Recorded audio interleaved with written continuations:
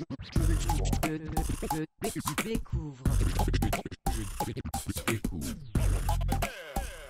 Et salut à tous, j'espère que vous allez bien. Aujourd'hui, c'est le grand retour, tant estimé, ça fait longtemps maintenant qu'on n'avait pas tourné, de l'émission Tu pledges ou pas, et votre actualité ludique, mais uniquement sur les plateformes participatives. Avec une nouvelle formule, on va vous l'expliquer un peu en détail, mais je ne suis pas seul, parce qu'il y a quand même la fine équipe autour de la table. Et on va vous les présenter. Le doyen, on commence par lui, parce que c'est vrai qu'on finit par lui, mais là on va commencer par lui. Celui qui aime Star Wars et qui a adopté plein de Wookiees chez lui, il s'agit de Monsieur Raph du blog Geek Level 60. Bonjour mon Rafounet, comment ça va depuis le confinement? Bon écoute, fatigué mais ça va bien. Nous sommes tous un tout petit peu, mais ça va quand même. Oui. Ah, ça. Oui. Ceux qui se promènent dans les forêts et qui mangent beaucoup de noisettes. Il s'agit de nos tic et tac légendaires, Ben et Lily, venant des recettes ludiques. Comment allez-vous? Surtout avec le spiel que vous avez fait plein de directs ces temps-ci. Plein de lives, pardon. On appelle des lives. On appelle des lives. C'est quand même un direct, effectivement. C'est quand même un direct. Super bien. Et ça va très bien. Ça va très bien. Et celui qui est aussi là ce soir, mais malheureusement, problème technique oblige, on n'aura que le son et pas l'image. Il s'agit de Johan, le maître et le roi de la customisation de pop, qui s'est un peu maintenant donné à la peinture. Bonsoir mon Johan, comment vas-tu? Alors, il a peut-être un autre problème technique. Et il reviendra après. Donc j'espère qu'il nous entend. Monsieur Johan, vous entendez-nous? Non, il n'entend pas le pauvre, je pense. C'est pas bien grave, il reviendra durant l'émission. Et on salue aussi notre Belge nationale, Tatiana de Girl.Games, qui n'a pu être là ce soir, mais vous allez la voir quand même en petit avatar. Ça a le mérite quand même de proposer quelque chose. Allez, au sommaire de ce soir, il y aura du nouveau. Effectivement, nous allons passer en revue les 5 gros projets KS uniquement concernant les jeux de société pour vous donner un peu un état des lieux de la chose et on commentera un tout petit peu cette actualité, on va dire, sur les tops. Nous passerons sur la présentation des chroniqueurs de leur Kickstarter du moment. On passe non plus sur 2, mais sur un Kickstarter. Ça permet d'avoir déjà une offre un peu plus ciblée. Et puis pour vous permettre de vous présenter des choses un peu plus en profondeur. Et nous allons avoir un mini-débat en fin d'émission où nous allons parler de ce soir, de Kickstarter. Est-ce que finalement, cette plateforme est devenue une norme pour les éditeurs pour pouvoir créer ou bien lancer des choses? On donnera notre avis dessus et puis ça sera la fin où nous allons vous dire de liker nos pages respectives, de vous abonner et puis surtout de nous soutenir. Est-ce que ça vous va ce petit programme de nouveautés de rentrée? Bien sûr, bien sûr. En même temps, vous n'avez pas trop le choix. Allez, on va commencer avec les gros Kickstarter. Et il y en a 2 qui sont, on va dire, issus du monde du jeu vidéo. Le premier étant, Frostpunk, qui est un jeu issu sur PC. Si vous ne connaissez pas, vous pouvez directement voir là-dessus. Le jeu a fait, la campagne plus précisément Kickstarter, a fait 2 280 040 € ou dollars. Moi je l'ai en euros, mais bon, en dollars aussi ça marche. Et il reste 7 heures, donc il se peut que quand sort cette vidéo, alors soit il y a un Let's Pledge plus tard, ce qui normalement devrait passer, et là on est à 210. Vous voyez, on n'est plus à 40, on est à 210. C'est un jeu de 1 jusqu'à 4 joueurs qui propose apparemment plein de choses, qui a été encensé bien évidemment par tous les chroniqueurs qui ont pu le voir. On a des gaming rules, on a d'autres personnes qui ont pu faire des tests dessus. Paraîtrait-il que c'est très brillant, vous allez avoir une citadelle au milieu, plein de petites choses à côté, donc il y a plein de petits trucs 3D dessus. Il faudra débourser quand même à peu près une 60aine d'euros pour pouvoir rentrer. L'autre jeu, et là c'est un peu cocorico parce que c'est Mythic Games qui le propose, il s'agit du Darkest Dungeon. Alors ça c'est un jeu PC qui a été encore une fois encensé par les joueurs. Et là vous allez pouvoir aussi reprendre cette essence et l'univers du jeu vidéo que vous allez trouver en jeu de société de 1 à 4 joueurs pour des parties apparemment qui avoisinent les 90 minutes au minimum. Là aussi on est sur un gros score, on est sur 2 96 941 €. Il reste 9 jours, donc vous avez encore le temps sur celui-ci. Et il faudra compter quand même, et là je suis en train de voir, une centaine d'euros là-dessus, parce que le ticket là est un peu salé. Donc si vous aimez l'univers de Darkest Dungeon, le jeu vidéo, allez voir peut-être cette page que propose Mythic Games pour voir vraiment si c'est fait pour vous ou alors pas du tout. Là, on a de très belles figurines, on a des tuiles, mais on n'a pas de matériel 3D, etc. L'autre jeu qu'on va pouvoir trouver, et là on est sur vraiment du pur univers jeu de société, il s'agit de Nova Aetas. Alors Nova Aetas Renaissance, ça c'est italien, ça a fait 567 129 $. Il reste 2 semaines, donc il y a encore du temps pour celui-ci, et ça vous prend un peu l'univers de Dungeonology. Donc c'est les mêmes qui ont fait ça, c'est Ludus Manus Studio. Pareil, c'est de 1 à 4 joueurs. On va avoir ici des éléments 3D qui sont des maisons, etc. Donc ils nous promettent, voilà, toujours dans ce style italien, vénitien, qui est propre à leur monde et leur univers. Il faudra débourser, sachez pour celui-ci, c'est dur de dire sachez pour celui-ci, 60 € pour le ticket d'entrée. Un autre jeu aussi, un jeu de guessing, de déduction, de social deduction. Il s'agit de Veiled Fate, un jeu de 2 jusqu'à 8 joueurs qui fait aussi un score très bien. 489 186 €. Il vous reste 3 jours pour celui-ci. Et c'est un jeu où voilà, vous allez essayer de déduire qui est qui, etc. Je vous laisse bien évidemment le soin d'aller voir cette page. C'est uniquement pour vous présenter les gros Kickstarter en ce moment. Il faudra compter 49 US $, donc à peu près une quarantaine d'euros pour pouvoir rentrer. Et celui qui frappe aussi fort, mais là on est sur du ludique, on va dire digital, il s'agit d'une table comme Surface, qu'on a pu trouver, ou Tebulu auparavant, il y a un an, qui a été présenté sur Kickstarter, qui s'intitule Infinity Game Table par Arcade One Up. Alors 790 116 €. Il vous reste 32 jours, donc là, il y a beaucoup de marge.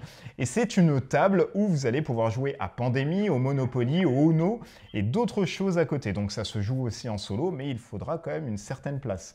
Bien évidemment, ici, le ticket d'entrée, je pense que vous l'avez compris, il est très salé. On est sur 500 € à peu près là. Là, on est sur 400-500 €. C'est du 24 pouces au niveau de la table. Je vous laisse le soin d'aller voir tout ceci. Mais ils promettent quand même des jeux asmodés, notamment plus d'une cinquantaine de jeux, une résolution HD, etc. Des jeux indés aussi qui peuvent être développés. Donc effectivement, sur le papier, c'est plutôt pas mal. Mais à voir ensuite ce que ça peut donner.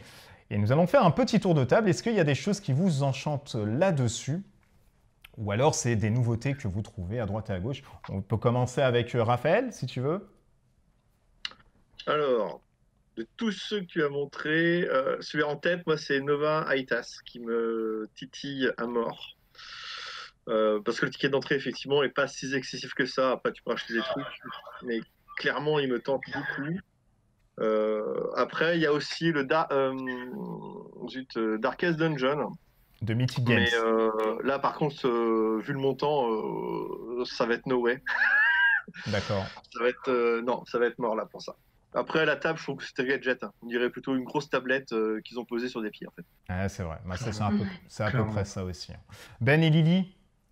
Bon, d'abord Lily. On commence par les femmes, parce que ça m'est un peu galant. Même si le seul jeu qui pourrait m'intéresser, c'est ton jeu de déduction. Et donc, je ne social l'avais pas deduction. regardé. Il faudrait que je le regarde un peu plus. Mais ça, j'aime bien. D'accord, monsieur Ben, peut-être le Frostpunk. Ouais, bah, moyen, Bien sûr. pas tout à fait mon délire, les jeux de figurines, de toute manière, c'est pas trop mon truc de base. J'étais en train de scroller la page de Nova Aetas, puisque effectivement, c'est les concepteurs également de Black Rose Wars. Tout à fait, absolument. Et il me semble qu'il y a une extension qui permet de faire un pont avec Black Rose Wars. Alors, je sais pas dans quelle mesure. Je crois mais que j'ai c'est vu ça. au J'ai milieu de la entendu. page. Comment tu dis ? J'ai entendu qu'il y avait apparemment ce paramètre que tu pouvais instaurer entre les deux, oui. Voilà, ouais, tu peux faire une espèce de pont entre les deux jeux et je suis un peu curieux de ça. Alors, un peu curieux de ça, pardon. Bon, on a joué à Black Rose Wars, c'était sympa. C'est pas trop mon style, le style italien comme ça, mais voilà, ça pousse un peu à la curiosité deux énormes jeux comme ça, parce qu'il y a quand même masse matos, qui aurait un pont entre les deux. Je suis toujours un peu curieux de voir comment ça se met en musique, tout ça. Voilà. Ok. Et monsieur Johan, avez-vous retrouvé votre micro? Et peut-on vous poser du coup une question? Ou pas encore? Non, Pas d'encore. semblerait qu'il malheureusement Il y a des problèmes un peu techniques. C'est pas grave. Johan, quand tu as le retour du son, tu peux intervenir quand tu le souhaites. Et c'est toujours pas le cas. Bon, c'est pas grave. C'est un running gag. Il faut un running gag pour cette première. C'est pas un problème. Eh bien, nous allons passer du coup à ceux qui veulent présenter leur caisse. On va commencer par Lily, si ça te va bien. Oui, avec plaisir. Allez, c'est parti. Donc, je vais présenter un Eurogame qui est joli. C'est pas toujours le cas. Ah oui. C'est, encore en anglais, Endless Winter Paleo Americans. Donc, ça a été fait par Fantasia Games, qui édite le jeu. L'auteur, c'est Stan Kordonski, et c'est illustré par The Maiko. Ça se joue de 1 à 4 joueurs, et on est dans le thème préhistorique. Les joueurs vont guider le développement de leur tribu à travers plusieurs générations. D'accord. Au niveau de la mécanique, moi, il y a 2 choses qui me séduisent tout de suite, c'est deck building et pose d'ouvriers. Donc, tout de suite, j'ai envie de dire oui. Ah, ça te Pour parle, en ça. savoir un peu ça me parle complètement. Pour en savoir un peu plus, j'ai profité de la review de Hobo Jeux qui l'ont testé sur Tabletop Simulator avec l'équipe qui édite le jeu. Et du coup, ça m'a permis d'avoir un peu de retour. Donc, il a parlé du mode solo parce que ça se joue de 1 à 4 joueurs. Et du coup, le mode solo, ça va être avec un automa, un adversaire fictif. Parce que déjà, pendant le jeu de base, quand on est avec plusieurs personnes, les actions des adversaires vont être très importantes. Donc, du coup, ça repose aussi là-dessus parce qu'il faut s'adapter aux adversaires. D'accord. Les parties ont l'air d'être pas trop longues, 1 heure, 1 heure et demie de jeu. Donc, ça va se jouer en 4 rondes, donc ça devrait être assez accessible. Au niveau du prix, on est sur 50 € avec une boîte de luxe et l'extension Ancestor. Et si on passe, il y a encore 2 niveaux de pledge à 76 € et ensuite à 101 €. On a un superbe playmat dedans. D'accord. Sachant que si on participe maintenant sur le Kickstarter, on a la traduction faite par Matago, ce qui est vraiment super. Ah. Je les ai contactés pour savoir s'il y aurait une sortie boutique et il n'y a rien de sûr pour le moment. D'accord, Donc il faudra en profiter. C'était ma question en fait. J'allais te demander si effectivement si Matagot allait ensuite sortir ce Kickstarter par la suite en boutique. C'est bizarre. Ouais, donc c'est vraiment pas sûr. Comment ? Bah, c'est bizarre de faire la traduction et ensuite de ne pas prendre le jeu pour une boutique. Ils ont peut-être pas les... C'est en vue, mais il n'y a rien de fixé pour le moment. En fait. D'accord. On va dire que c'est en prévision, mais que c'est pas sûr. Quoi, ouais. C'est ça. D'accord. Et c'est une livraison qui est prévue pour quand, Lily, ça? Ah, j'ai pas regardé, je t'avoue. Oh, c'est pas bien grave. Je te donne la réponse plus tard dans l'émission. Ça marche. Ouais, écoute, au vu où elle a démarré, là, tout est permis maintenant. Ouais, on est plus à ça après. C'est l'autoroute. C'est la rentrée, on commence doucement. C'est l'autoroute de l'amour. C'est tout beau en tout cas. Ouais, c'est super beau. Il y a Johan, tu es oui, tu es revenu. Johan, bravo. Comme ça, et puis ben, j'interviens, je coupe la parole. Mais t'as raison, allez, c'est parti. Je savais que le jeu te plairait. Salut à tous, je suis très content de vous retrouver. Ah, mais c'est Mon cool. PC un peu moins visiblement cet enfoiré. C'est pas bien grave. C'est pas bien grave. Et bien, on va faire un petit tour de table à l'accoutumée. Est-ce que ça parle à quelqu'un? Enfin, un tour de table. Vraiment, si ça vous parle pas, ça sert à rien. Mais est-ce qu'il y en a qui voilà, veulent aller dessus ou pas du tout sur ce type de jeu qu'a présenté Lily? Bah, pas plus que ça. D'accord. Monsieur Raphaël, pareil? Non plus. Ok. Et Monsieur Ben, bah, vu qu'en même temps vous êtes ensemble, c'est un peu... Hey! Hello again. Ouais, alors... Dis oui. Oui, voilà. Les jeux sur le thème, le thème préhistorique, ça me branche pas trop. Mais il est super beau. Voilà, j'ai trop du mal avec ce genre de jeu, Prehistorians, tout ça, pas du tout mon truc. Mais voilà, c'est vrai que bon, deck building plus placement d'ouvriers, je dis pourquoi pas. Et il n'y a pas que ça, il y a aussi de la gestion de ressources, de la contrôle de territoire et de la collection de cartes. Oui, je suis Oh là là. C'est bon. Oh là là. Eh, tu ressens l'argument du premier vendeur. Hop, à la fin, les petits trucs qui font mouche. Ok, d'accord. Bah, merci beaucoup, Lily, pour cette présentation de ce jeu. Mettez en commentaire, ça nous intéresse aussi si vous allez aller sur ce genre de jeu ou alors pas du tout, des chroniqueurs qui vont vous dire, parce que voilà, ça nous permet d'échanger aussi. Et puis, donnez-nous maintenant aussi vos jeux, hein, pour qu'on puisse échanger lors des commentaires pour voir si on y va ou alors, eh bien, pas du tout. Merci encore une fois, Lily, et puis à tout à l'heure, hein, parce qu'il y a encore un débat où tu vas pouvoir intervenir. Ta-ta-ta. Monsieur Ben, quel est votre jeu, vous, que vous avez vu sur Kickstarter? Un jeu de cube en bois encore? Cette semaine, plus ou moins. Attention, je passe un peu dans le côté obscur des figurines. Ah, c'est bien, bravo. Je trempe l'orteil dedans. Hein, c'est tout. Et donc, je vais vous présenter. Oui, j'avais peur de la suite. Oui. Tant que c'est l'orteil, ça va, a dit Monsieur Johan, si vous ne l'avez pas bien. entendu. Je vais donc. Allez-y. Stabiliser du coup. Ok, on recommence. On fait comme si c'était rien. Non, si, donc, ça, tu peux y aller. Je vais vous présenter un jeu qui s'appelle Sons of Fairiel. Ah oui. Qui est un jeu de Tabula Games qui s'est lancé aujourd'hui même, donc mardi. Et qui est un jeu magnifique déjà.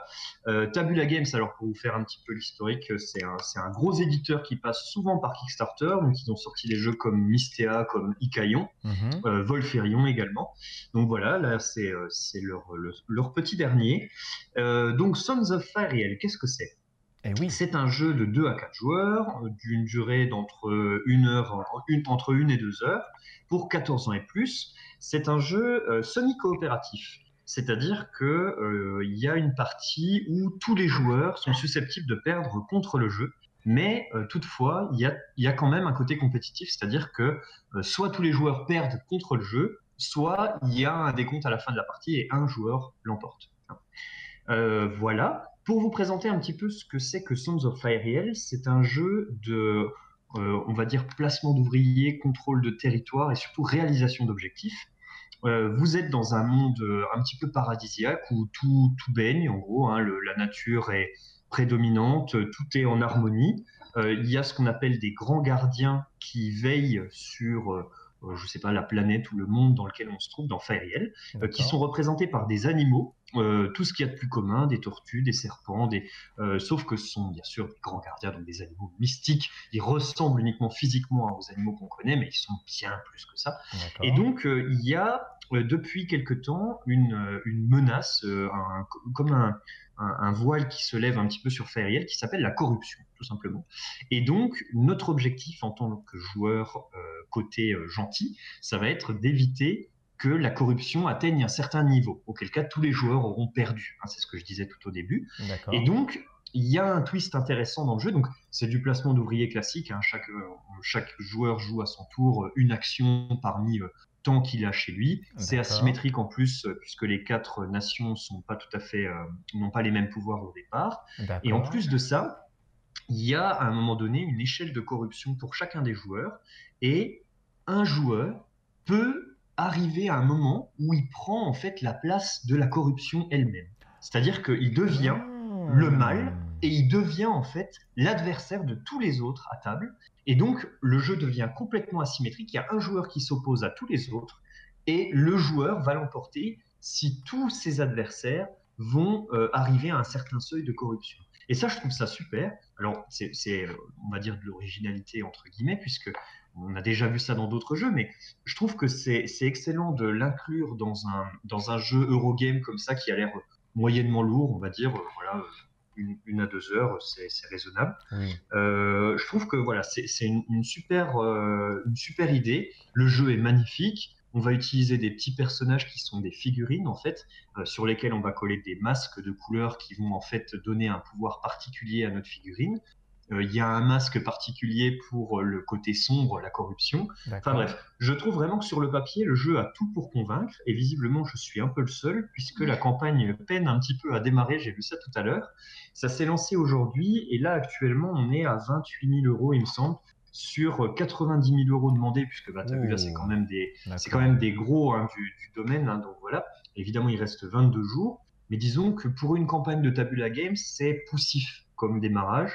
Donc voilà, si jamais le jeu vous intéresse, je vous invite à aller jeter un œil. J'ai vu beaucoup moins de pubs que pour Ikayon et Mystea, les premiers jeux qu'ils avaient sortis. Donc ça sort un petit peu de nulle part, j'ai envie de dire. Je n'avais pas du tout entendu parler de ça. Et là, clairement, moi, j'y vais les yeux fermés. Ok, et il faut compter combien pour le ticket d'entrée? Alors, le ticket d'entrée est à 55 € avec des frais de port pour la France à 15 €. Donc, on arrive à un total de 70 € pour un jeu qui a l'air vraiment très sympa. Il y a un petit peu de matériel. Moi, j'y vais honnêtement pour le twist du semi-coop et avec une possibilité de retournement au milieu de partie. D'accord. Il y a Voilà. une traduction VF d'orchestré ou pas du tout? Est-ce que c'est Oui, oui, prévu? oui, Tabula traduit ses jeux systématiquement en version française, italienne, etc. Donc il y a toujours une VF Ok. de qualité plus ou moins assurée. Voilà, sur Mystea, c'était un peu bon. Voilà, fallait aller un peu sur BGG, mais je suis sûr que depuis Mystea, ils ont fait beaucoup mieux et ils nous proposent maintenant un travail d'une qualité exemplaire. Qualité d'orfèvre. Est-ce qu'il y a quelqu'un qui veut revenir sur ce Kickstarter qu'a présenté Ben ou pas du tout? Non, c'est bon. Je vois Ça que vous c'est- intéresse pas? Je C'est vois vrai? que c'est Personne n'est le là? silence. Non. Moi, en fait, je suis intéressé par les illustrations, sont très jolies. Par Ouais. contre, les miniatures sont très particulières. Ah, Alors, c'est vrai? moi, C'est moi, bon, c'est j'adore, très par contre, je tranché. suis tombé amoureux des miniatures, là, des gardiens, là, des figurines. Là. Elles sont super. Oui. C'est vrai que le matériel est très très beau, hein. Le C'est matériel hyper cool. est très sympa. Eh bien, Et bah, même le écoute, twist et tout ça, ça vous branche pas du tout? Ça, c'est ouf. bah, apparemment, non, ils veulent pas. Ça branche pas. Peut-être tu auras du succès auprès des commentaires des personnes qui vont voir. Et c'est là le plus important, monsieur Ben, de toute façon. Après, dans le petit côté différents peuples et asymétrique, ça me rappelle un petit peu Route, même si Oui. en termes de mécanique, c'est un peu différent. Mais Peut-être pas poussé à ça a ce l'air, point-là. ça a l'air aussi, ouais, ça a l'air quand même assez ambitieux. Ça a l'air intéressant en tout cas. Ouais. Et, Ok. et alors, pour reprendre le coup subitement, il y a un mec qui devient le grand méchant. Moi, je pense à Dungeon Run, en fait, où c'était un dungeon crawling où au début, tu dois t'aider pour aller buter le boss. Oui. Et une fois que le boss est buté, il y en a un qui récupère le trésor et doit sortir du château en premier. C'est lui qui gagne la partie. C'est le Donc, jeu je de peux te dire que quand Trafalgar. tu butes le boss, évidemment, tu mets des coups à tes voisins pour commencer à les entamer. C'est un jeu de celui-ci de Dungeon Run. Et ça aussi, c'est génial au niveau de l'ambiance. C'est les jeux de Trafalgar, ça. C'est les jeux où Ouais, c'est clair. on n'a plus de potes à la fin. Eh bien, écoute, bah, merci beaucoup, Ben, et merci du coup encore, Lily, de vos interventions en Avec ce début d'émission qui s'est passé de manière très chaotique. Eh bien, nous allons passer à Johan, puisqu'on a le privilège de l'avoir et on a peur qu'il se coupe ensuite au niveau du son. Monsieur Johan, quel est ton Kickstarter que tu voulais cibler aujourd'hui? Alors, tant que vous m'entendez, ouais, je vais vous présenter un Kickstarter. Donc, on l'a pledgé aujourd'hui, nous, justement. Donc, le Kickstarter s'appelle Kabuto Sumo. Ah, ça a l'air très C'est bien, un- ça. Ça a l'air très sympa. C'est un jeu pour 2 à 4 joueurs, pour des parties assez courtes, hein, entre 15 et 20 minutes. Oh oui, c'est très En plus, court, là. ça coûte pas très cher, c'est 29 $ le pledge de base. Je ne sais pas s'il y aura une version française, pour être honnête, j'ai pas regardé. D'accord. Après, je vais vous expliquer un peu le principe. Enfin, voilà, la langue, elle n'est pas très importante. En fait, on va jouer donc soit en 1 contre 1, soit chacun pour sa peau si on est à 3, ou soit par équipe de 2 si on est à 4. Il y a des tuiles, enfin des jetons qui sont posés sur une arène. Et en fait, le but, ça va être de faire tomber de cette arène le pion des autres joueurs. En fait, c'est une espèce de combat de sumo ou de combat de catch. Mais le principe, la mécanique, en fait, c'est qu'on va faire glisser des petits disques directement sur l'arène. Et ça m'a fait penser un peu, alors quand j'étais gamin, quand on allait à la fête foraine, on appelle ça les best frics, nous. Ah oui, C'est un truc où on met des pièces et en fait, tu as une espèce de plateau qui fait tomber les pièces. Et après, il Oui. faut en faire tomber en Ouais. extra. Enfin, voilà, c'est un peu ce principe-là. Il faut faire glisser vos jetons pour faire tomber le meeple, le jeton de l'adversaire. Ça a l'air très sympa, très fun. Alors, c'est un jeu voilà, très familial, très dynamique. Et voilà, moi, ça me botte pas mal. ok. Ils en sont à combien de leur campagne? Est-ce que c'est au-delà de financé? C'est tout Alors, juste financé? Ça marche super bien. Ils sont à plus de 133 000 € Ah aujourd'hui. où Je oui. vous parle. Ah, Il y a là- plus de 3000 contributeurs. Il reste 15 jours. Donc, D'accord. ils sont très très bien engagés et je suis content pour eux. Parce que je D'accord. trouve que ça a l'air très très sympa. Faudrait peut-être les envoyer vers le KS de Ben pour leur montrer comment démarrer un bon Pas Kickstarter. le même style. Hein. Non, c'est vrai que ça avait l'air vraiment, vraiment joli et tout. Et c'est vrai que c'est sympa dans la méca. Et comme tu l'as dit, c'est 15 minutes, c'est très rapide. Ça, hein. Ça, c'est des jeux où tu peux Ouais, enchaîner c'est ça. 3-4 parties faciles, ça. Et c'est la même boîte qui avait fait On Tour.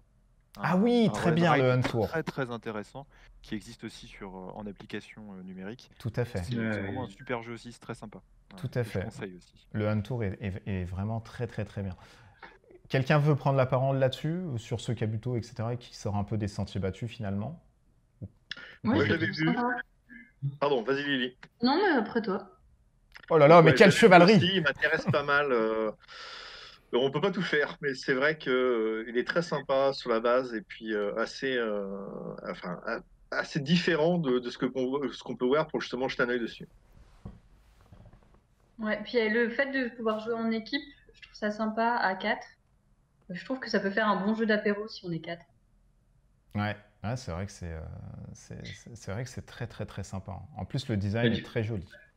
du coup, Johan, t'en sais un peu plus comment que c'est exactement? C'est quoi? C'est de la pichenette? C'est du on avance? Alors, Comment? Parce que je vois bien l'arène, mais comment ça se ce passe? qui est bien, c'est que c'est de la dextérité, mais il n'y a pas de pichenette. Tu vois, parfois, les pichenettes, ça refroidit certaines personnes qui se sentent pas Ouais. très douées. Et là, en fait, c'est juste du glissage. C'est-à-dire que tu glisses tes disques. Tu as des pièces au départ, des petits jetons en bois, que tu fais glisser directement sur une petite rampe jusqu'à l'arène. Et en fait, Ah oui. au fur et à mesure, ça va faire D'accord. tomber les disques qui sont déjà présents sur l'arène. L'objectif, c'est soit de faire tomber le jeton adverse de l'arène, soit de faire en sorte qu'il n'ait plus de jetons à dépenser, en quelque sorte, en les faisant glisser sur l'arène. Donc en fait, on joue chacun son tour, on pousse un disque. Alors c'est vrai qu'en termes de mécanique, je sais pas comment on pourrait appeler ça. D'accord, oui, non, mais c'est du glissage, quoi. C'est du curling, Glisser, déposer. c'est du curling C'est revisité, ça, quoi. un glisser-déposer. Ouais. C'est un peu, Donc, c'est un peu ça. donc Bah, c'est sympa. merci beaucoup, Johan, pour cette ovni ludique, entre guillemets, parce que je suis sûr que ça va plaire à d'autres personnes. Et encore une fois, Avec mettez grand dans plaisir. les commentaires si ça vous a plu et si vous aussi, vous allez sur ce projet. On va finir avec le doyen. On a commencé avec lui, mais on va finir avec justement ce Wookie. Monsieur Rav, qu'as-tu vu sur Kickstarter ou Oulélé? Ça dépend, toi, des... Ouloulé, ouloulé. Ouloulé. Je vais pas faire le geste, mais j'en pense pas moins. Alors, donc c'est sur Kickstarter, c'est le Chronic of Warhol, donc qui est un premier jeu. Alors Chronique de Warhol, W-A-R-A-L, voilà. Excuse-moi pour mon accent, qui est tout simplement un premier jeu de chez Mosquito Games. Alors, c'est un peu spécifique. Je vais vous expliquer pourquoi j'en parle. C'est quelqu'un, Mosquito, donc la personne qui s'occupe de ça, est quelqu'un avec qui je discute depuis de longues années, si tu veux, sur un forum de figurines. Et donc, je D'accord. savais qu'il faisait plusieurs projets. Là, il a amené à bout son projet. Il m'avait demandé si je pouvais en parler. Mais ça, je te parle de ça il y a des mois, des mois et des mois. Et j'avais dit, pareil, à voir si je me plais ou pas, c'est toujours dans cette condition-là. Et donc, à ma grande surprise, je pensais qu'il allait m'envoyer un print and play. Et en fait, il m'a envoyé carrément un proto, là, il y a un mois de ça. Et j'ai joué au jeu. Et déjà, sur le papier, ça m'intéressait pas mal. J'en entendais rien, mais ça m'intéressait pas mal. Et en jeu, en fait, c'est typiquement le jeu que j'adore, qui sont vraiment des chafouins malins. C'est juste énorme, en fait. C'est un petit jeu de pli. Enfin, ouais, c'est vraiment un truc super. Donc, je vais expliquer vite fait et rapidement le jeu. Vas-y, ouais. Le truc qu'il y a, c'est qu'on va faire un petit draft de personnages au début. Chaque D'accord. personnage a un pouvoir. On a un paquet de cartes ruses à piocher en jeu. Et en fait, c'est surtout le cœur du jeu. Tu as des quartiers qui sont devant toi. Et en fait, après, à ton tour de jeu, soit tu prends un de tes pions personnages pour aller sur un quartier, soit piller, donc tu vas récupérer de l'argent, soit acheter le quartier. Avec l'argent que tu as payé, tu vas pouvoir acheter le quartier. Ok. Et quand tu l'achètes, en fait, des fois, tu as des effets négatifs et des trucs comme ça sur les autres. Et après, en fait, à chaque début de tour, tu vas toucher le loyer de ce quartier-là. Donc, toi, les mecs se font racketter et après, ils se font acheter et ensuite, ils se font payer le loyer. D'accord, ok. Ah, mais c'est le jeu de la vie, ça. C'est ça, c'est ça. Et donc, après ça, si tu veux, la troisième action possible, c'est justement dans les cartes russes, certaines demandent de jouer une action de personnage. Et des fois, ça peut être pour aller voler les autres, détruire les quartiers adverses, des trucs comme ça, etc., etc. Donc, tu as vraiment, en fait, tu as pas mal de petits coups de pute super sympas à mettre. Et la partie s'arrête, alors suivant le nombre de joueurs, à X points. Donc, par exemple, à 4 joueurs, c'est 11 points. D'accord. Mais tu peux très bien avoir des points de victoire parce que ton personnage, il fait des points de victoire parce que tu as gardé des pièces d'or. en or.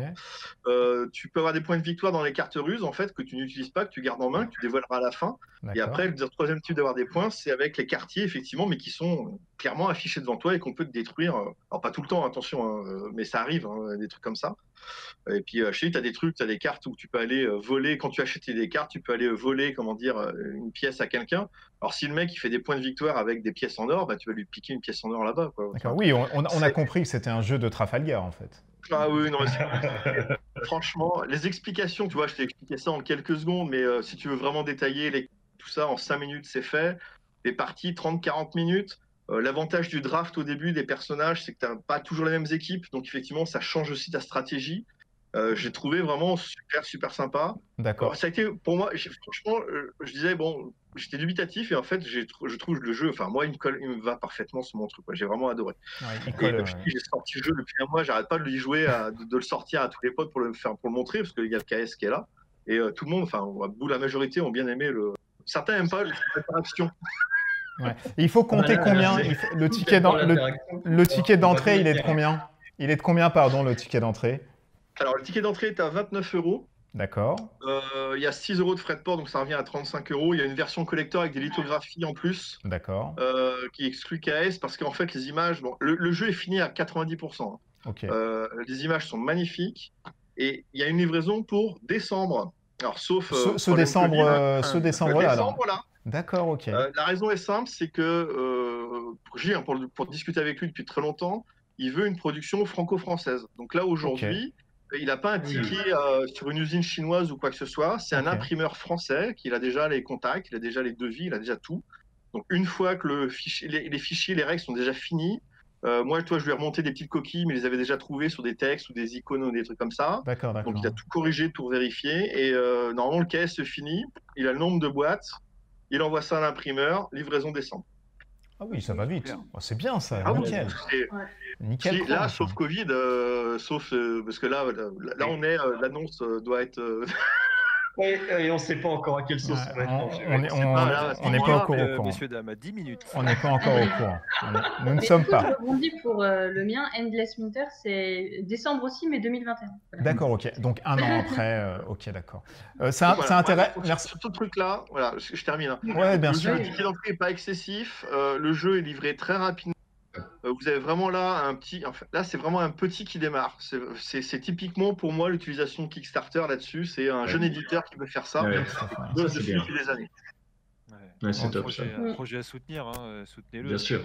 La démarche est super. Un Français produit en France qui promet de livrer assez tôt, un prix accessible, ce qui est de plus en plus rare sur Kickstarter. Bravo, super. Ouais. Clairement, bel exemple. Et si vous voulez vous fâcher avec les amis, c'est parfait. Hein. On l'a bien compris. Nous l'avons très bien compris. Non, merci beaucoup. Combien de...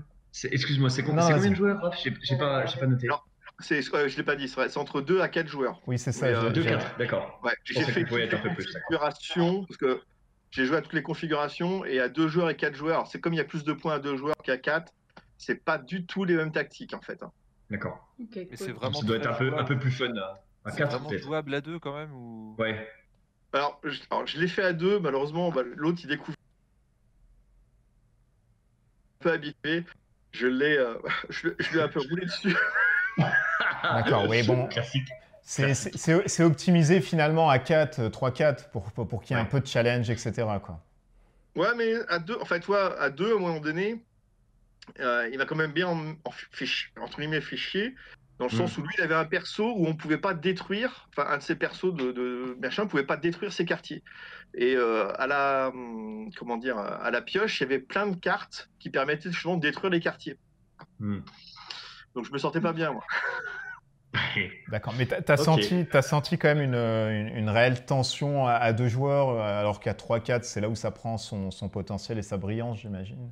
Oui, alors bon, de toute façon, oui, 3 et 4, c'est pour moi, je pense, la meilleure configuration. Mais à 2 joueurs, ça bien jouable quand même aussi. Ok, bah merci beaucoup, mon petit Raph, et n'hésitez pas, du coup, si vous voulez soutenir un projet avec une ambition très louable et surtout ses produits en France, voilà, vous allez avoir de toute façon les liens en descriptif de la vidéo. Est-ce que l'on passerait pas au petit débat, du coup, le mini-débat de cette rentrée? Le mini-débat. Donc je rappelle, bien évidemment, je rappelle la question, est-ce que vous pensez que Kickstarter est devenu la plateforme en étant une norme pour les éditeurs qui veulent maintenant créer un jeu?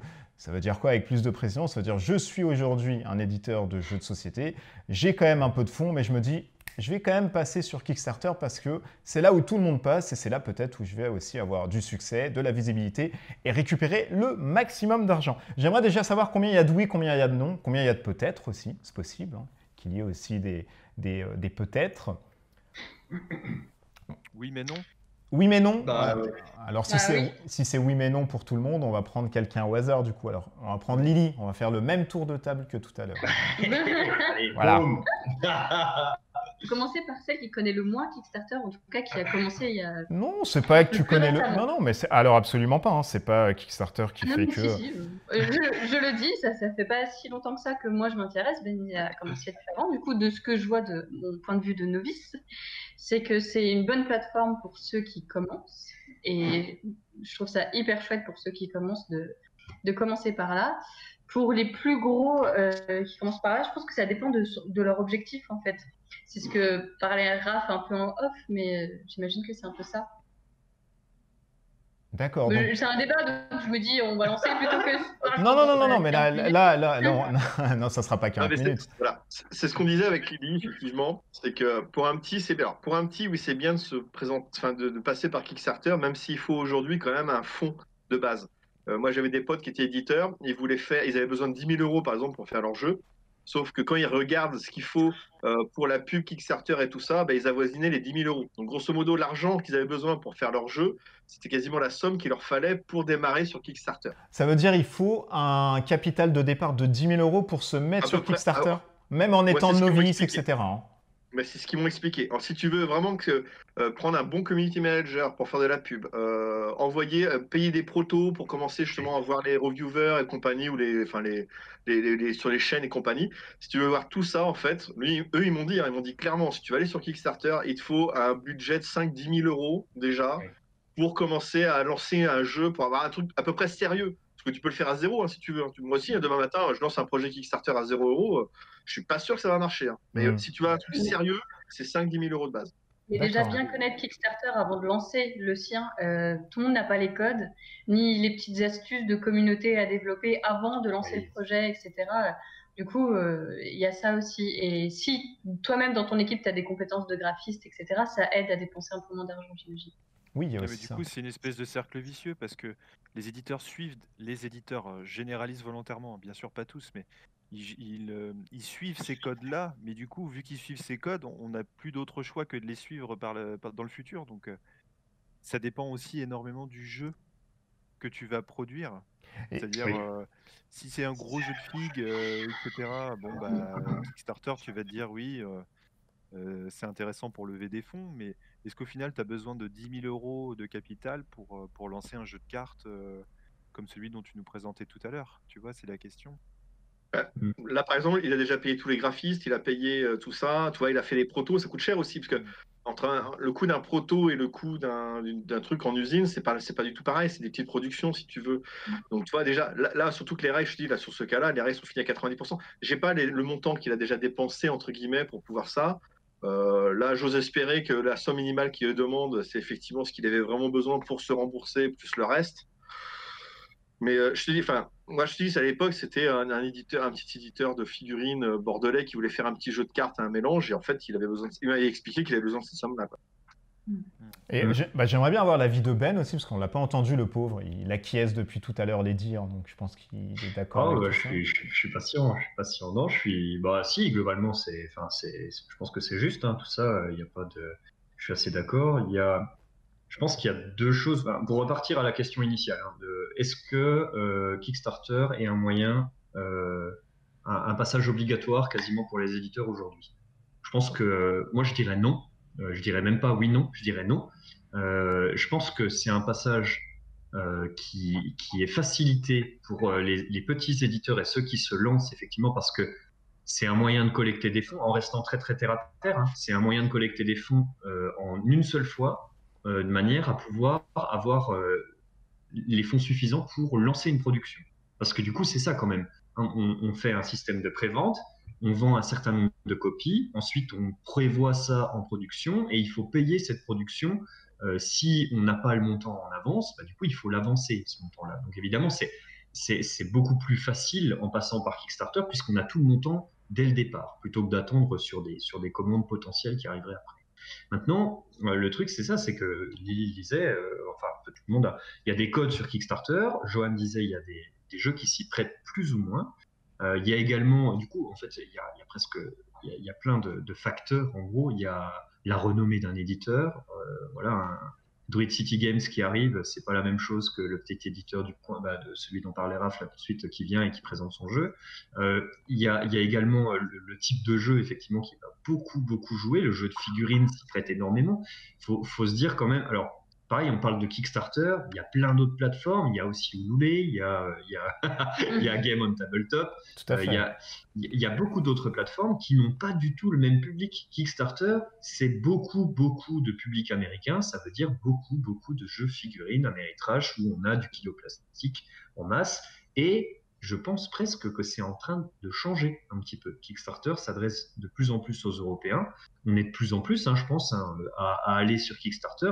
Les groupes d'actualité et tout ça sur Facebook grossissent de plus en plus, sur Discord aussi d'ailleurs, parce que on est de plus en plus intéressé par ces moyens-là et parce que il y a aussi de plus en plus d'éditeurs qui y vont. Donc si on ne veut pas rater un jeu, comme disait Lily tout à l'heure, Tago, ils ne sont pas sûrs de sortir Endless Winter en boutique, parce que si ça se trouve, le Kickstarter va suffire à lui-même et ça n'intéressera personne d'autre. Donc, si vous voulez Endless Winter, voilà, la solution c'est simple, vous allez sur Kickstarter.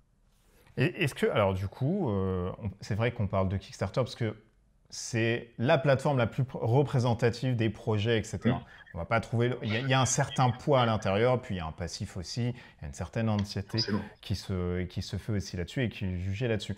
Alors, ne pensez-vous pas, moi c'est des questions bien sûr que je vous pose pour vous faire réagir, ne pensez-vous pas que du coup, ce sont les éditeurs, peut-être de certains gros éditeurs qui ont donné une certaine marche à suivre et imposé un certain rythme pour les autres, pour se dire, regardez, nous on y va là-dedans, ça marche tout le temps. Pour qu'un jeu marche aujourd'hui, il faut aller sur Kickstarter impérativement. Peut-être, mais ça a des limites, moi je pense. Je pense que ça va avoir des limites et il va y avoir forcément une lassitude de la part du public, des joueurs. Aujourd'hui, on est sur des gros jeux avec plein de figurines, à plus de 100 €, tous narratifs. Aujourd'hui, c'est vraiment les codes de Kickstarter pour réussir parfaitement. Là, tu en as présenté deux en début d'émission, Frostpunk et comment Darkest Dungeon. Darkest Dungeon. Ah, ou Darkest voilà. Dungeon, pardon, oui. Voilà, on est sur du gros jeu avec plein de figues dedans et puis un truc un peu narratif. Moi, honnêtement, après ça n'engage que moi, j'en ai ras-le-bol de ces jeux-là, parce que j'estime en avoir suffisamment et je pense que les joueurs vont finir par en avoir ras-le-bol aussi. Après, j'en sais rien, mais ça va pas marcher ad vitam. C'est vrai que C'est sûr. la tendance aujourd'hui est au narratif, là où la tendance auparavant était sur le zombie aussi. On a une grosse période avec du zombie et on en a mangé aussi quand même pas mal. Et alors que, finalement, quelle serait la solution? Ça serait de dire à des éditeurs, de par Kickstarter par exemple, là c'est vraiment des choses transverses et utopiques, c'est de dire non, vous n'avez pas besoin de venir sur notre plateforme, ne venez pas, mais en même temps ça génère de l'argent, du coup voilà, l'un dans l'autre, c'est un cercle un peu vicieux parce que Kickstarter récupère quand même de l'argent à la plateforme sur certains projets, donc c'est s'enlever quand même une grosse part de gains, ou alors c'est de rééduquer les personnes en disant mais non, vous n'avez pas besoin de venir, donc il faut vous laisser les trucs de côté. On sait que Cool Mini or Not par exemple n'aurait pas besoin en toute logique de Kickstarter parce qu'ils pourraient produire à côté via leur trésorerie. Alors, ce n'est pas le cas de certains gros éditeurs, comme par exemple des monolithes, etc., où on sait que derrière, si vraiment ça loupe, voilà, il n'y a plus rien derrière. Mais des grosses structures comme ça, est-ce que ça serait peut-être envisageable, de par une plateforme, encore une fois, ça reste que du conditionnel, des suppositions, de dire non, vous n'avez pas besoin, vous ne rentrez pas dans le cadre, ça ne sert à rien. Quand tu poses cette question, tu penses que ça nuit aux plus petits? Parce que c'est ça que tu dis. Alors non, on sait que par exemple, un gros Kickstarter par exemple qui est lancé par Cool Mini or Not ou autre, si un petit éditeur vient dans la même planche horaire entre guillemets de ce Kickstarter, il va se faire prendre d'assaut, il y aura un tsunami, ça va nuire forcément à sa campagne. Ça leur nuit, c'est ça, oui. Oui, il y a de ça, évidemment. Hein, il y a de ça. Faut savoir que certains éditeurs se donnent leur date avant de sortie de KS pour justement qu'ils ne C'est vrai. s'impactent pas les uns les autres. C'est vrai, c'est Bah vrai. oui. Ça, tu- Bah oui. C'est quand tu discutes avec ça. Alors, par contre, je vais revenir sur, effectivement, sur ce qu'a dit Johan. En fait, Kickstarter, au bout d'un moment, ce qui s'est passé et ce qui se passe toujours un petit peu, je trouve. C'est qu'aujourd'hui, tu as beaucoup de gens qui se sont mis aux jeux de société. Et donc, dans les boutiques, là où avant, moi, enfin, je te parle de mon époque de vieux con. Hein. Là où avant, en fait, tu avais beaucoup du hardcore gamer qui allait dans les boutiques de jeux. Aujourd'hui, tu vas dans une boutique de jeux, le rayon de jeux hardcore gamer, c'est considérablement réduit. Et c'est du familial complet qui a Oui. envahi, entre guillemets, attention, hein, c'est pas péjoratif, qui a envahi les rayons. Ce qui fait qu'aujourd'hui, les boutiques en dur ont beaucoup le public familial et Kickstarter a le public du hardcore gamer. Effectivement, à côté de ça, pour sortir du lot, au fur et à mesure, il a fallu aussi gagner en matériel. C'est-à-dire que là où avant, il y a quelques années, un pion suffisait, aujourd'hui, on va te mettre une figurine. Et ça, c'est pas le même coût. Et donc, tu as des jeux aujourd'hui qui ne peuvent quasiment plus sortir en boutique parce que la marge d'éditeur réduit parce que tu fais des figurines, parce que ceci, parce que cela. Je suis pas sûr qu'aujourd'hui, Mythic Games ou Monolith gagnent vraiment plus que ça en faisant un jeu par Kickstarter. Au niveau de la marge, hein, je parle. Hein. Parce que leur jeu, ils mettent plein de trucs dedans, ce qui fait que ça attire les joueurs pour les faire venir ou quoi que ce soit. Mais bon, après aussi, l'avantage Kickstarter, c'est aussi un vivier à projet. C'est-à-dire qu'aujourd'hui, tu as de plus en plus d'éditeurs français qui vont piocher chez Kickstarter et francisent le truc pour le mettre dans les boutiques. Terraforming Mars, hein, pour faire plaisir à Ben. Aujourd'hui, tu as des éditeurs qui sont spécialisés ils trouvent des projets Kickstarter et en fait, ils les mettent en français et puis ils les mettent en boutique et ça marche super bien. Et moi, en fait, je me demande si c'est pas une dérive, entre guillemets, propre aux jeux de société dans la plateforme Kickstarter. Et je me demande, en fait, s'il y a un peu aussi cette surenchère dans les projets qui n'ont rien à voir avec le jeu de société. Par exemple, le jeu vidéo ou dans le jeu vidéo, c'est peut-être autre chose parce que c'est quand même très dématérialisé, mais je sais pas moi, d'autres projets qui ont à voir avec l'immobilier, enfin le mobilier, avec la technologie, des choses comme ça. Est-ce que c'est ça, je me demande, parce que nous on a une vision très ludico-centrée entre guillemets de Kickstarter. Et au final, peut-être que Kickstarter reste une vraie entre guillemets une vraie plateforme de financement participatif pour les projets qui ne sont pas ludiques. Hein.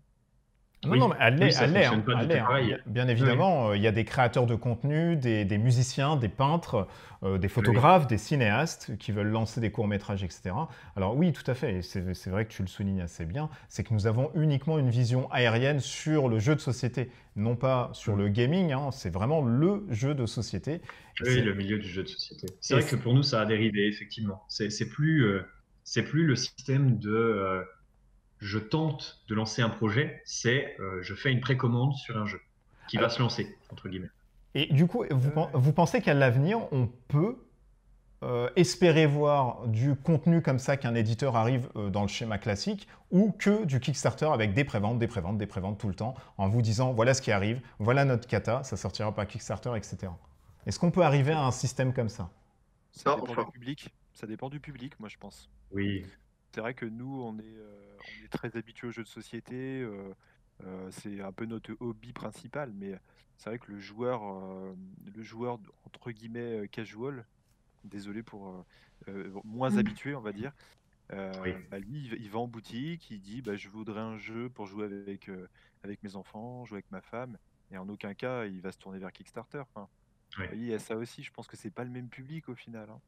C'est ça. Oui, C'est ce que j'expliquais. Les hardcore gamers sont partis sur Kickstarter. Enfin, moi, je discute des fois avec des propriétaires de boîtes. Ils me disent effectivement, à part quelques-uns, je me nomme, hein, mais qui vont encore sur tous les trucs, la majorité des gros joueurs sont partis sur Kickstarter parce que c'est là-bas que tu trouves.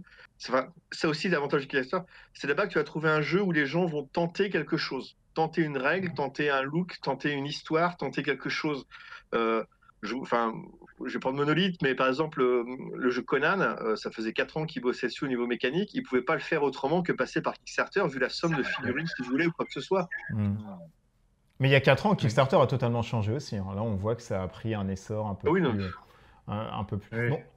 Donc, dans un futur proche, en tout cas, d'ici quelques années, pour vous, peut-être impossible de voir des unlocks, etc. sortir sur Kickstarter ou d'autres parce qu'il y a plus d'argent à se faire, par exemple, sur cette plateforme, à récupérer, à vampiriser un peu Non. plus.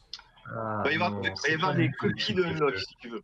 Tu vas avoir des Ouais. airnaps de unlock, c'est-à-dire que le mec, il va prendre le principe du jeu, il a dit, bah tiens, je vais prendre le principe du jeu, je vais changer le thème, je vais faire 2-3 trucs, et puis je vais balancer ça sur Kickstarter en tentant, il a tenté le truc. Et on le voit déjà, hein. Oui, On oui, voit sur déjà le narratif. des- Sur le narratif, on on voit. voit déjà des Kickstarter où tu vois, mais attends, il a pris telle mécanique, il a rajouté ça, il a changé le thème, et puis il a fait un KS, quoi. Et c'est Mhm. tout. Mais le mec, il n'y a pas de création, en fait, bien des fois, sur Kickstarter. Alors que sur un éditeur classique, souvent, le mec, il recherche vraiment du proto, il travaille avec l'auteur. Enfin, ils essayent de faire la création et de pousser le jeu. Pour moi, enfin, c'est pas du tout pour moi la même façon de travailler, hein. Et c'est pas la même façon de travailler, mais c'est aussi moins restrictif. Du coup, le fait de passer par un éditeur classique, entre guillemets, il y a deux facteurs. Du coup, tu es obligé de te plier un petit peu aux contraintes de l'éditeur, et on sait qu'un éditeur, il peut rethématiser un jeu, il peut dire, bah non, moi, ça ne va pas, et tout Tout ça. à fait. Alors que sur Kickstarter, le porteur de projet, souvent, dans les projets, on va dire, peut-être un peu les plus petits projets, le porteur de projet, il fait aussi office d'éditeur, il fait aussi il gère un peu les commandes, il a peut-être un mec à côté qui fait un peu de community management ou qui lui file un coup de main ou quoi, mais sinon il se débrouille, quoi. Le gars qui a fait le jeu de cartes dont tu as parlé tout à l'heure, Raph, je pense qu'il est un peu aux commandes de tout. Il a de compte à rendre à personne, quoi. Il fait son jeu comme il l'entend. Voilà, il n'y a pas de cette surcouche de l'éditeur. Pour moi, il y a plus de liberté aussi en passant par Kickstart. Et tu as un projet, tu as envie de le faire vivre comme tu l'entends. Ok, tu as cette possibilité-là de passer par Kickstarter plutôt que d'aller taper aux portes des éditeurs et dire bah voilà mon projet, qu'est-ce que vous en pensez? Ah bah non, là on va plutôt faire ça comme ça, etc. Enfin, c'est comme ça que je le vois et en ça, je trouve que c'est une bonne opportunité. Et du coup, tu penses pas que le travail d'un éditeur, il peut être aussi positif pour ceux qui pourraient, Ah si, si, tout à enfin, fait. qui peuvent modifier Tout à fait, ce ouais. qui ne va pas en fait dans un jeu et Ah que oui, du oui, coup, non, il y en a mais qui se lancent sur dans un Kickstarter sens ou dans un sans autre. avoir Tout à cette fait. relecture-là Bien sûr. d'un Tout éditeur à fait. avec de l'expérience et du coup, on se retrouve avec des Tout à jeux fait. casse-gueule, quoi. Tout Ah, à fait. complètement. Nombreux D'accord. sont les jeux qui sont pas optimisés sur Kickstarter où quand tu reçois ça, tu dis oh là là, mais ils l'ont pas vu ça avant Qu'est-ce quand qui s'est même. passé, quoi? Ouais, non, c'est vrai, c'est vrai. Et c'est vrai que c'est le travail de l'éditeur d'accompagner un auteur pour lui dire écoutez, mécaniquement, c'est vrai que là, ça ne va pas trop marcher. Merci Ou même en des tout fois cas. le thème, parce que Oui. certains vraiment, enfin, il y a des auteurs, ils s'accrochent vraiment à un thème, mais c'est pas porteur du tout, quoi. Donc après, mais c'est pour ça que Kickstarter est bien, c'est que si le gars il a envie d'essayer, il va l'essayer. Puis s'il se gaufre, bah, il va se Voilà. gaufrer. Faut Mais faire bon, ça. c'est dommage pour lui, quoi. Mais au moins il va voir que s'il réussit, tant mieux. S'il réussit, tant mieux. Il pourra dire, bah j'avais raison. Voilà, c'est Et ça. au moins, il aura raison il aura raison ou tort sur ses deniers personnels, heureusement ou malheureusement. C'est une opportunité, quoi. C'est un choix à faire. Ben, écoutez, merci beaucoup de toutes ces interventions. On sent que c'est un peu mi-figue, mi-raisin, hein, donc oui, mais sous condition, non, mais sous condition. Mettez-nous, vous, c'est hyper important dans les commentaires aussi ce que vous pensez par rapport à cette question. Puis on pourra aussi continuer le débat, soit sur le Discord, et je vous invite à venir sur le Discord, ou soit, bien évidemment, le plus simple, dans les commentaires en dessous de cette vidéo. Voilà, cette émission de rentrée prend fin. Que c'est passé d'autant plus vite, comme ça, là, d'un coup, comme un archer qui aurait tiré une flèche dans la pampa. On remercie bien évidemment nos différents chroniqueurs et intervenants. Et nous allons remercier d'abord le Wookie, celui que vous pouvez retrouver sur TrickTrack, ainsi que Geek Level 60 sur le blog. Il s'agit de Monsieur Raph. Merci beaucoup, on se retrouve très bientôt, nous. Alors peut-être pas dans 6 mois, hein. On essayera un peu de venir un peu plus longtemps. Plus court, plus rapide, s'il vous plaît. On essayera de venir un peu plus longtemps. Merci à Ben et Lily que vous pouvez retrouver sur les recettes ludiques. Bien évidemment, ils ont pris sur un jour uniquement le spiel. Vous pouvez peut-être retrouver ça. On peut retrouver ça sur votre chaîne de toute façon, logiquement. Bien Oui, sûr, c'est ça. bien sûr. Donc, voilà, toutes les infos que vous allez pouvoir voir dessus. Et bien évidemment, Monsieur Johan qui a retrouvé son micro en milieu d'émission, alors assez court, mais qui a pu débattre avec nous et c'était assez sympa. Alors, qu'est-ce qui se passe chez vous? Est-ce que vous arrêtez les pop? Parce qu'on n'en voit plus tellement sur votre page, monsieur. Eh bien, les pop, il va y en avoir un petit peu moins maintenant sur la page. D'accord. Et, ma page va probablement s'orienter vers d'autres trucs, probablement du jeu de société beaucoup plus. Et puis tout ce qui est art créatif, art geek, peinture, sculpture, les trucs que j'aime faire. Peinture aussi, alors, du coup. Un peu plus de peinture, non? Un peu plus de peinture, un peu plus de sculpture.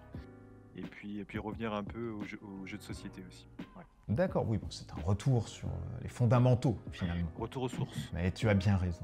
Et puis on remercie aussi, mais même si elle n'est pas là, mais vous allez voir le logo de la frite de Tatiana, Girl.Games. N'hésitez pas à aller la voir sur Instagram, ainsi que la chaîne YouTube, puisqu'elle en possède une. Nous, on vous dit à très vite. On essaye de se dire dans 2 semaines, si c'est possible. On va faire tout pour, puisqu'on sera normalement confiné, donc on aura logiquement un peu plus le temps de se réunir. Et du coup, d'ici là, portez-vous bien, restez chez vous vraiment et restez assez safe. Des bisous partout, jouez bien surtout. À bientôt, ciao ciao.